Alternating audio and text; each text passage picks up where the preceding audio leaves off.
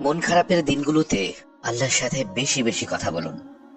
কোরআন তিলাওয়াতের মাধ্যমে সলাতে সিজদার মধ্যে আল্লাহকে বলুন, তিনি যেন আপনার অশান্ত মনটাকে প্রশান্ত করে দেন।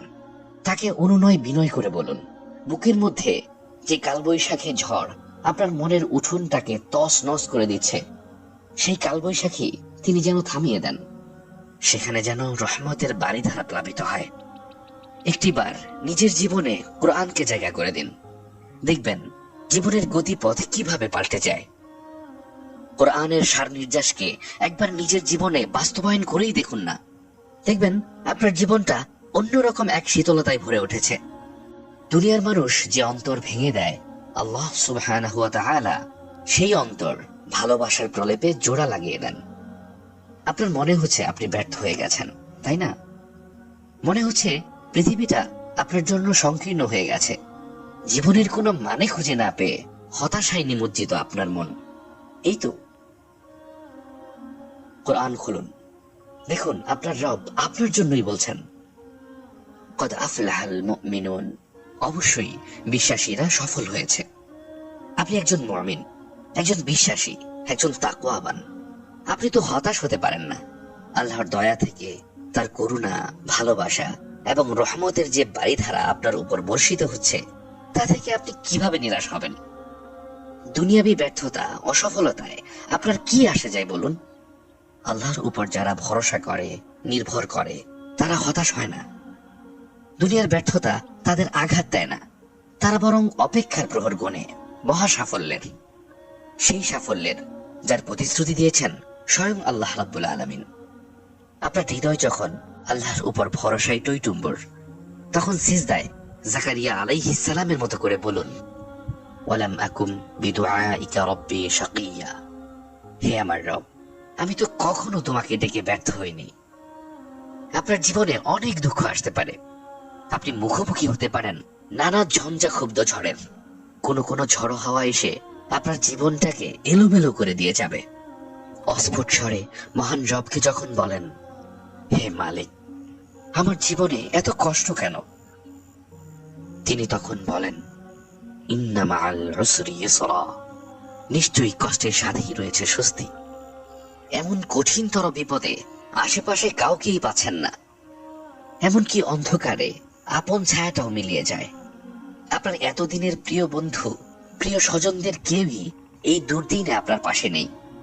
নিজেকে খুব একা একা মনে হচ্ছে, মনে হচ্ছে অকুল দরিয়ায় একটি ডুবু ডুবু নৌকার আপনি একাই যাত্রী। এই নৌকা যে কোনো মুহূর্তেই তলিয়ে যাবে।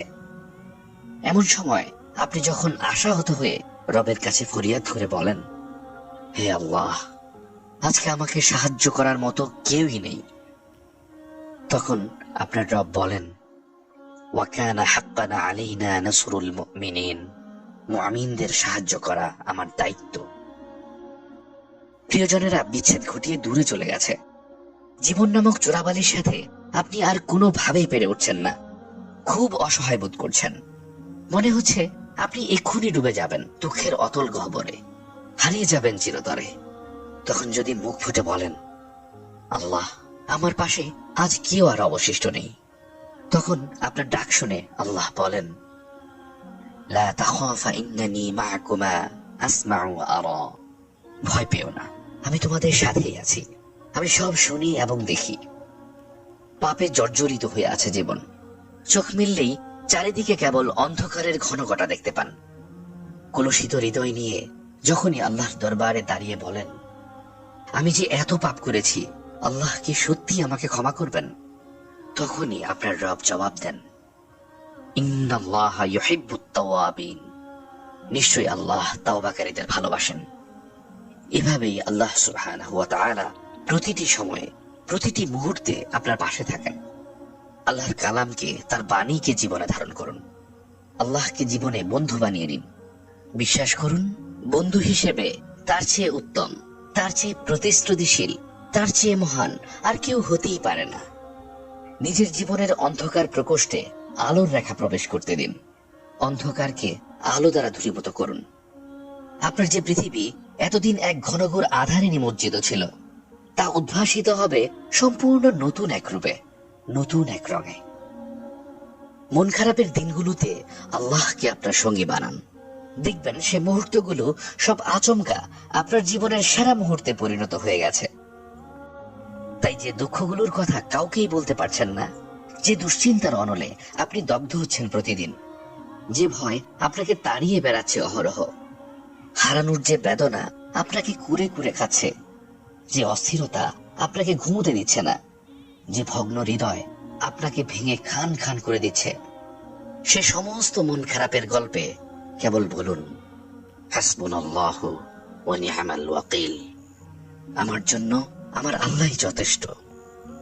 বিশ্বাস করুন, আপনার সমস্ত মন খারাপের উপশমের জন্য কেবল এটুকুই যথেষ্ট।